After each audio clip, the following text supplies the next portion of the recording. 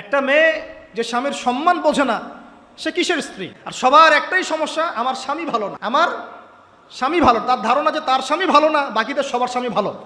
নবী সাল্লাল্লাহু আলাইহি ওয়াসাল্লামের সামনে যখন কোনো মেয়ে এভাবে র্যান্ডমলি স্বামীর নামে অপবাদ দিত, মিথ্যাচার করত বা অভিযোগ আরোপ করত, আল্লাহ নবী সাল্লাল্লাহু আলাইহি ওয়াসাল্লাম রাগ হতেন। সে আপনার ভরণ পোষণ দেয়, আপনাকে খাওয়ায়, আপনাকে পড়ায়, আপনার সিকিউরিটি দেয়, আপনার সম্মান রক্ষা করে, সারাটা জীবন আপনার জন্য একদম তেজপাতা বানায় ফেলে দিল। এখন বলছেন স্বামী ভালো না। আমরা নিজেরা নিজেদের চরিত্র পবিত্র রাখবো, ইনশাল্লাহ আল্লাহর কাছে পবিত্র মেয়ে চেয়ে নিব। বিশ্বাস করতে হবে সম্পর্ক শুধু ভালোবাসার বলে টিকে থাকে না, সম্পর্ক টিকে থাকে একে অপরের বিশ্বাসের ফলে, একে অপরের শ্রদ্ধাবোধের উপরে।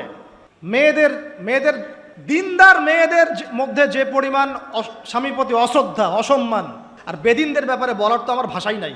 মনে করবেন না যে কেউ মাদ্রাসায় পড়লেই একদম দুধে দেওয়া তুলসী পাতা হয়ে যায়, না, ভুল ধারণা আপনার, কখনো নয়।